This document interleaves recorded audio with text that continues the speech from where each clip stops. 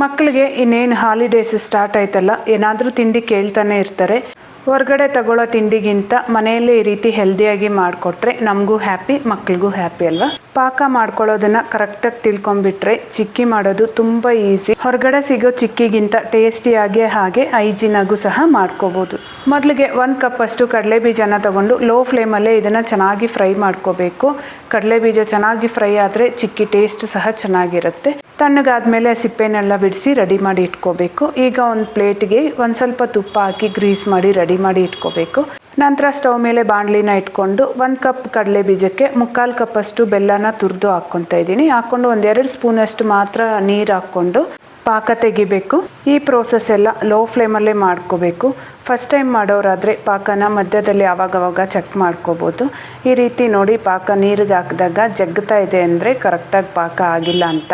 ನಂತರ ಪಾಕನ ಮತ್ತೆ ಒಂದು ಸ್ವಲ್ಪ ಹೊತ್ತು ಕುದಿಸ್ಕೋಬೇಕು. ನಂತರ ಒಂದು ಸ್ವಲ್ಪ ಪಾಕನ ಪ್ಲೇಟಿಗೆ ಹಾಕ್ಕೊಂಡು ಚೆಕ್ ಮಾಡ್ತಾ ಇದ್ದೀನಿ ನೋಡಿ. ಈಗ ಈ ಟೈಮಲ್ಲಿ ಸೌಂಡ್ ಬರ್ತಾ ಇದೆ ಪಾಕ, ಆದರೆ ಜಗ್ಗುತ್ತಾ ಇದೆ. ಈ ಟೈಮಲ್ಲಿ ಏನಾದರೂ ಕಡಲೆ ಬೀಜನ ಹಾಕ್ಕೊಂಡ್ರೆ ಚಿಕ್ಕಿ ಬಾಯಿಗೆ ಅಂಟ್ಕೊಂಡಂಗೆ ಆಗುತ್ತೆ.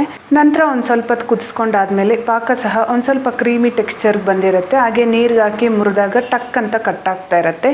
ಈ ಟೈಮಲ್ಲಿ ಲೇಟ್ ಮಾಡ್ದಿರ ಚಿಟಿಕೆಯಷ್ಟು ಸೋಡಾ ಹಾಕಿ ಚೆನ್ನಾಗಿ ಮಿಕ್ಸ್ ಮಾಡ್ಕೋಬೇಕು. ಇದು ಆಪ್ಷನಲ್, ಹಾಕಿದ್ರೆ ಚಿಕ್ಕಿ ಕ್ರಂಚಿಯಾಗಿರುತ್ತೆ ಅಂತಷ್ಟೇ. ಹಾಗೆಯೇ ಕಡಲೆ ಬೀಜ, 1 ಸ್ಪೂನ್ ತುಪ್ಪ ಸಹ ಹಾಕ್ಕೊಂಡು ಸ್ಟವ್ನ ಲೋ ಫ್ಲೇಮಲ್ಲೇ ಇಟ್ಟು ಇದನ್ನು ಚೆನ್ನಾಗಿ ಮಿಕ್ಸ್ ಮಾಡಿಕೊಂಡು ಗ್ರೀಸ್ ಮಾಡಿ ಇಟ್ಕೊಂಡಿರೋ ಅಂಥ ಪ್ಲೇಟಿಗೆ ಹಾಕ್ಕೊಂಡು ಲೇಟ್ ಮಾಡ್ದಿರ 1 ಕಪ್ ಸಹಾಯದಿಂದ ಈ ರೀತಿ ನೀಟಾಗಿ ಸ್ಪ್ರೆಡ್ ಮಾಡಿ ಇಟ್ಕೊಂಡು ಇದೆಲ್ಲ ಬೆಚ್ಚಗಿರೋ ಹಾಗೇನೆ ನಿಮ್ಗೆ ಯಾವ ಶೇಪಿಗೆ ಬೇಕೋ ಆ ಶೇಪ್ಗೆ ಕಟ್ ಮಾಡಿ ಇಟ್ಕೋಬೇಕು. ಇನ್ ಕೇಸ್ ಇದು ತಣ್ಣಗೆ ಆಗಿಬಿಟ್ರೆ ಚಿಕ್ಕಿ ಗಟ್ಟಿ ಆಗೋಗುತ್ತೆ, ನಮಗೆ ಬೇಕಾಗಿರೋ ಶೇಪಲ್ಲಿ ಕಟ್ ಮಾಡ್ಕೊಳಕ್ಕಾಗಲ್ಲ.